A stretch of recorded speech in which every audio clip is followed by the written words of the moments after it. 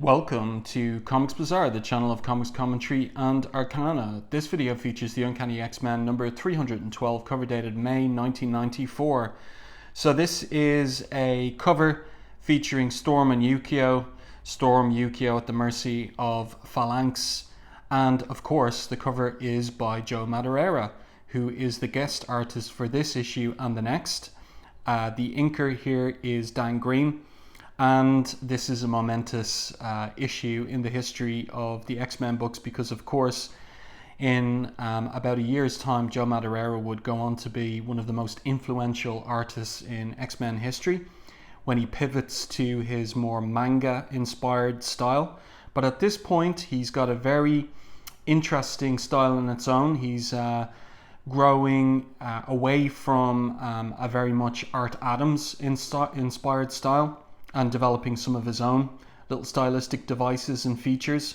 And I'll talk more about those as we get into the issue itself. And then, of course, one last thing to note is that Gambit there features in the corner box, and that is because he also features in this issue. So let's open this up to the splash page, and already, wow, that is a dynamic, detailed, action-packed splash page.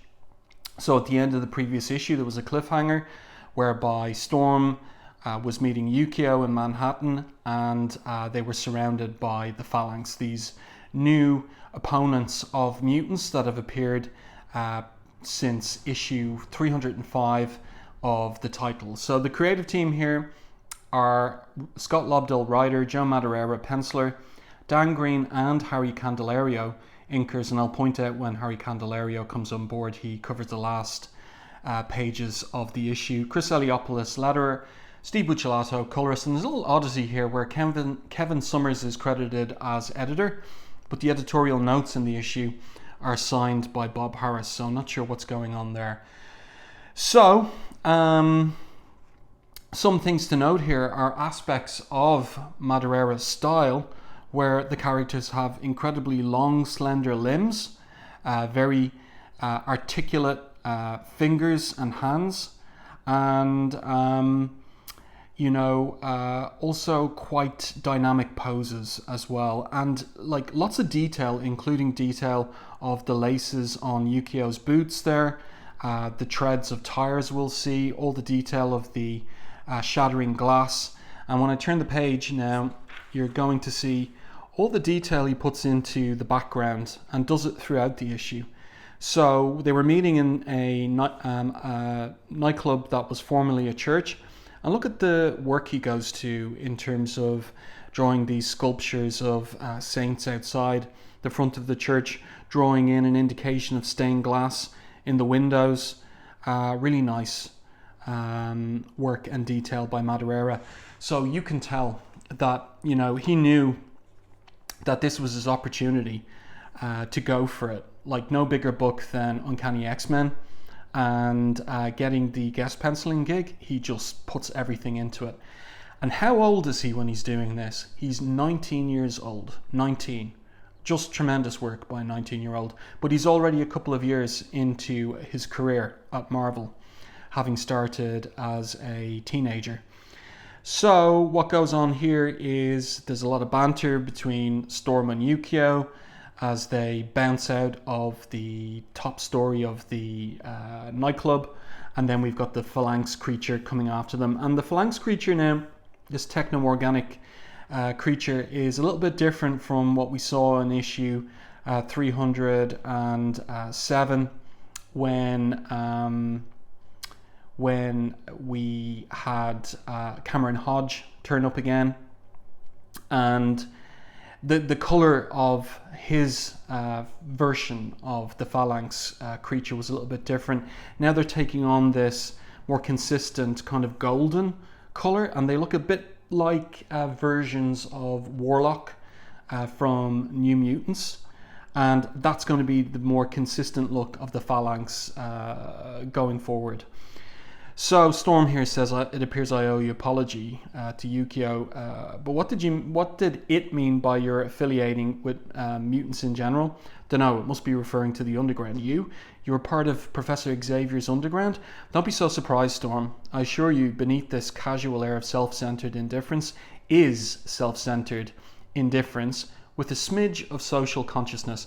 So it's been established recently by Scott Lobdell in particular that Professor X has had a secret mutant underground going back many years with many sleeper agents, and now we have this revelation that Yukio, even though it seems strange and not in tune with her devil-may-care character, that she is and has been one of Xavier's agents.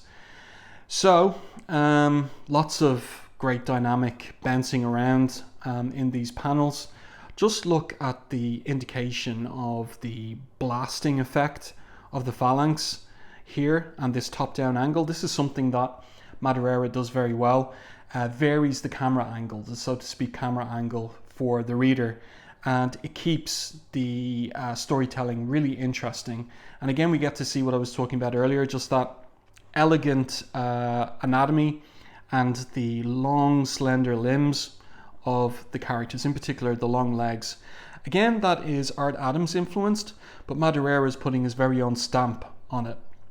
So Storm, of course, doesn't want to have a battle with the Phalanx in a densely crowded city, so her plan is to head to the mansion in Westchester, where the X-Men might battle the Phalanx away from innocence. But that isn't going to pan out exactly. So here we've got a great anchor image of Gambit on his motorbike. We first saw that motorbike back in issue number 4 of Adjectiveless X-Men, drawn by Jim Lee. And this is Madureira's version of it. And I just love the tire treads here that he does, and the shine on the metallic elements of the bike. Really good work. And of course this little sports car here with this woman, while Gambit stopped at the traffic lights. And he thinks to himself, I can count the number of times on one finger that I've seen a woman this beautiful. Deux, if you count Rogue, trois and quatre, if you count Stormy and Psylocke. Excusez-moi, mademoiselle, could you direct me to the cloister? The nightclub, sure. Are you meeting someone special? Or at the club? You mean now, or at the club? So a little bit of flirtation there, but there's the mother of all lightning bolts, and who could that be? So we're over Times Square. That's as far as Storm has made it before she had to fend off a pursuing Phalanx entity and just blasts him with her lightning bolt into the big screen over Times Square. So Madureira getting to draw particular locations in New York as well. So this is a challenging issue for him, but it's action-packed. And I reckon that Lobdell, who had worked with Madureira before on a couple of issues of Excalibur, decided to give Madureira something to draw that would suit his style and talent. So Storm lands on the ground trying to protect members of the public from the falling debris, and here Yukio is wondering why they chose sweet innocent little old me and what they were planning to do when they got me. So she's curious about the Phalanx. She's not entirely sure why they were going after her and following her from Japan to the States. So this creature says, as it rears up at her, if you're all that curious, girl, all you have to do is ask. If it were up to us, we would take advantage of your ignorance to terminate your life functions now, but the collective intelligence that has formatted our core directive believes you are more useful as living fodder for the assimilation process, because that's what the Phalanx do. They assimilate organic and non-organic matter to sustain and expand their substance. And these couple of panels here, it looks like Madureira was getting some inspiration from John Carpenter's The Thing, as these creatures horrifically move around in the shape of hands and heads, just like in that 1980 John Carpenter film The Thing. So Storm thinks to herself here, by the goddess, the Phalanx is quite literally pulling itself together one piece at a time. So this thing can reconstitute itself. How are you going to destroy that? How are you going to tackle it and beat it? And it's the kind of threat the X-Men have faced before, with Master Mold in particular, the Sentinel that was able to rebuild itself. If you look back at issues 246 and 47, in particular 247 of Uncanny X-Men, you'll see what was required in order to deal with Master Mold in that particular issue, where they had to blast him through the Siege Perilous, and apparently at the cost of Rogue's life. And this is a typical Madureira shot from this era. So you've got like an upshot of the character and also the hand. So the expressive hands and upshots on the characters' faces. There's another upshot of Storm there. So very distinctive. And of course, big eyes. He's not quite at that very manga period just yet, but there are those little features of it. And again, those long legs on the characters. And we'll see one particular panel a little later on while I'll comment on that one more time. So Yukio takes some damage from the Phalanx, but Storm uses her weather powers to douse the flames that have burned through Yukio's jacket. And Yukio basically says, when Storm asks her, "You know every alleyway and safe house in Japan. I'm certain you could have avoided the Phalanx for years if you wished. Why risk your life in this way?" "Because I was afraid," she says. "You? I would not have believed such a thing possible. Not afraid for me, silly, for you. Though we're separated by thousands of miles, Aurora, I think of you often. You touched my life as surely as I touched your own. If anything ever happened to you, and I could have prevented it, well, let's say I would have been bummed."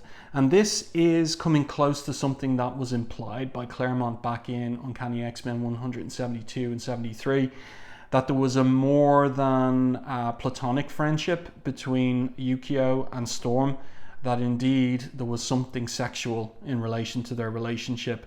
And that's as close as you'll get to an overt statement of it here in this particular panel, as Yukio touches Storm's face. But Storm's all business, and she is tuned in to the damage that the Phalanx is doing in the city, and also this guy here who's taken a baseball bat to the remains of the Phalanx. And he is doing what he's doing because he's somewhat prejudiced against mutants, and he doesn't want to be saved by mutants, so he mocks the rest of the onlookers. "If you want to run and hide behind some mutant freaks, fine, but not me. I'm taking a stand here and now." Storm rushes to tell him to get back before it's too late, but it is too late. He's yanked into the techno-organic bulk of the Phalanx, which starts to absorb him. And Storm grabs his hand, and he's getting pulled in. He says here he doesn't want to die. "Don't let go, please, no." And this is horrifying, as you can see his right eye turning into a kind of like a Terminator type eye, and he's being completely sucked into the Phalanx. And the police officer can do nothing either. Shooting at the Phalanx does nothing to stop it.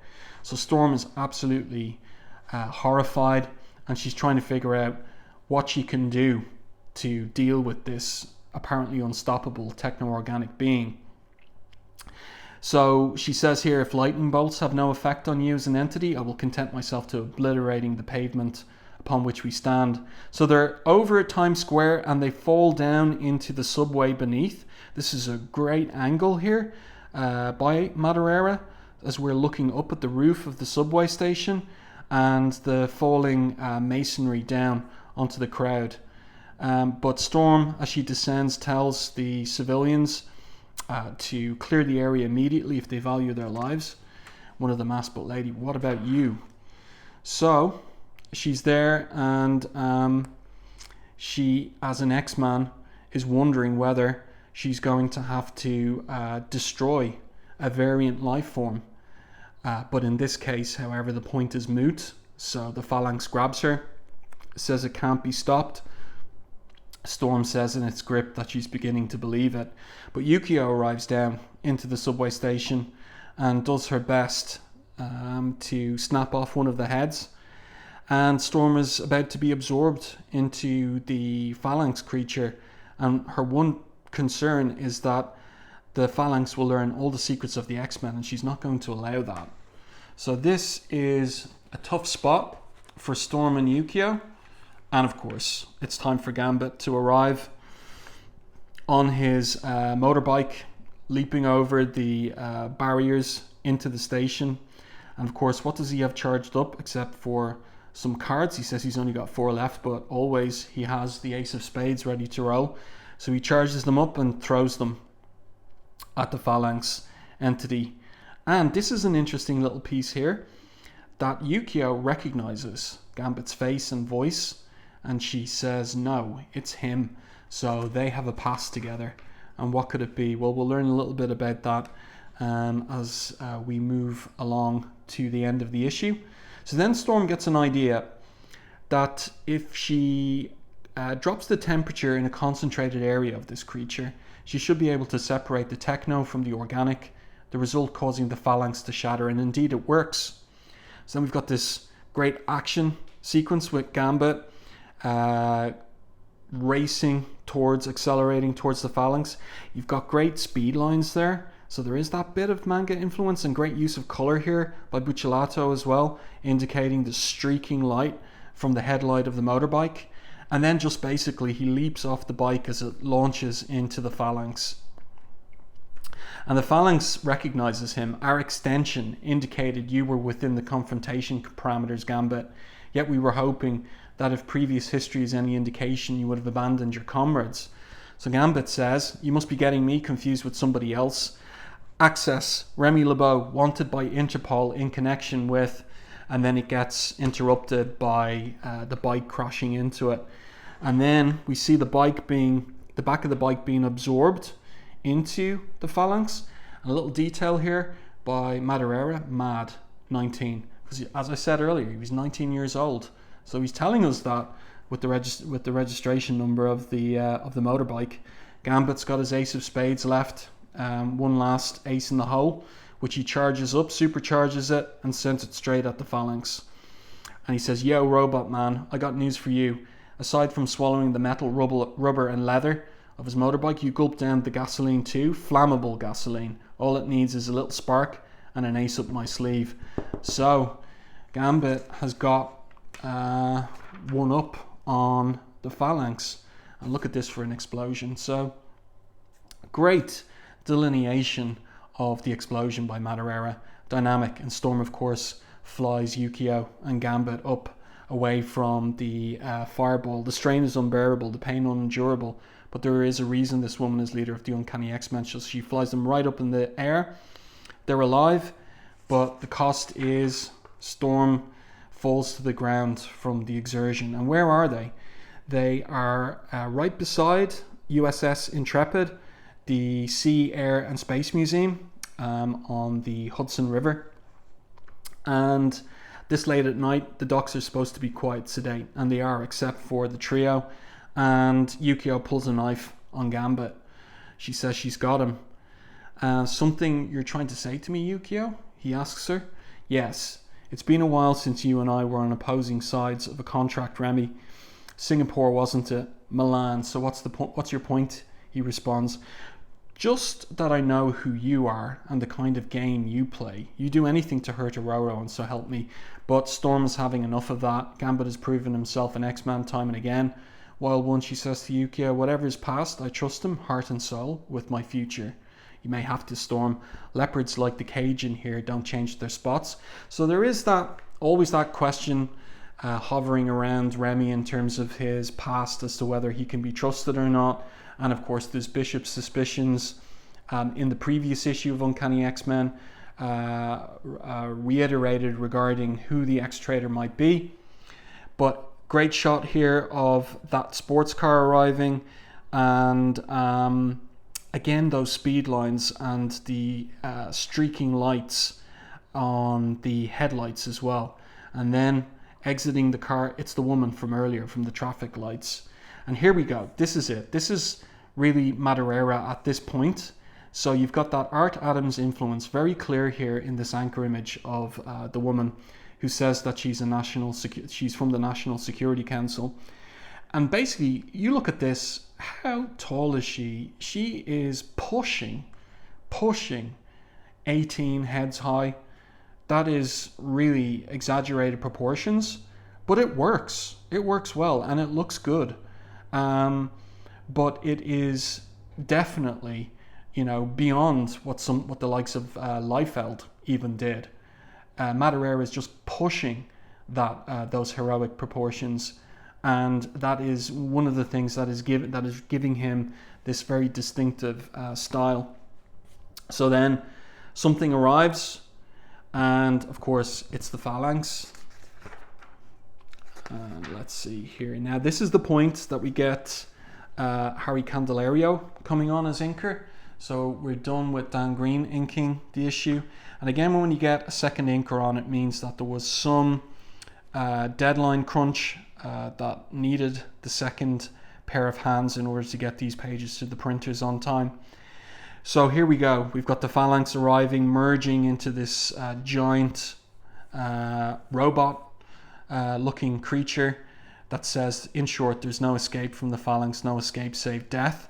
And it's atop the USS Intrepid. Huge. So Gambit says to the NSC woman, if you really are with the NSC, now would be an ideal time to phone in reinforcements, but you're not, are you? And no, she's not. She's the extension that the Phalanx referred to earlier. And so she's one of them. She's been absorbed into them. Reinforcements are already here. Her. So then the scene switches to the X-Mansion, and we're picking up from events at the end of the previous issue where there was a power surge from the Shi'ar energy matrix, and there was it struck Iceman and Emma Frost in MedLab, and Iceman shielded Emma Frost with his body, and then he was knocked out. And here they're working to save him. Professor X has just arrived wherever he was, and he gets an update and everything from Jubilee. And here is Beast trying to get his heart started, and he's there, please Robert, just breathe. And then we get this business like Bishop has brought Sabretooth up from the Morlock tunnels, and he is chained up here, and he says to Creed, when Creed says just let Drake go, let him die, he says, do us all a favor, Creed, shut up and heal. The sooner you recover from your injuries, the quicker I can return you to your room. So Bishop all business. So Iceman comes around, it seems, but here he is saying Pierce, no. So what's that about? Who's the Pierce there? Well, it will turn out to be Donald Pierce that was referenced, and not by Iceman. But you'll have to stay tuned to upcoming videos in order to find out who was saying this at this point. So Jubilee's delighted, and they put Iceman on a bed, and Beast says he's still unconscious. We've no way of knowing the effect of the Shi'ar energy surge will have upon his body in the long term. Here's Sabretooth basically saying, you people are pathetic. Iceman has been a loser since the day he was born, and he's just as much a nothing today. He's probably got more power than a lot of you put together, but he's happy playing the freeze-dried class clown. You ask me, we're better off without. Professor X uses his sonic power to shut Creed up. But what he says is something that is going to be explored once again in upcoming issues, in terms of Iceman beginning to explore his power potential and uses of his ice powers. So, yeah, they're getting Bobby set up on the medical bed for treatment and recovery, and Jubilee, worried, asks if everything's going to be okay with Bobby, and Professor X says, I cannot say not with any degree of certainty. He says, she asks, can he just go in his head and see if anyone's home? He says he's tried, but it appears there's a considerable amount of interference. You mean Emma Frost, but isn't she still like in a coma? Jubilee asks. So it would appear, Jubilee, so it would appear. So there's something up there, and we're going to see exactly what it is in subsequent issues on the title. So the letters here are about issue 308, the engagement of Scott Summers and Jean Grey. And the next issue says, join the whole crew along with special guest penciler Joe Madureira in 30 days. So they're picking out Madureira, impressed with his work on this particular issue. And indeed, it turned out that readers were incredibly impressed by Madureira's work, to the point that Bob Harris, as I said in a recent video, decided to offer the regular penciling gig to Madureira, and then basically told John Romita Jr. that his services were no longer required, to Romita Jr.'s disgust. And there you go, that's how it works. But Madureira's the future for the next 3 years on the title. I do hope that you enjoyed this review and commentary on Uncanny X-Men 312. If you did, please like the video on YouTube, and if you haven't done so already, subscribe to the channel and stay tuned for more content like this.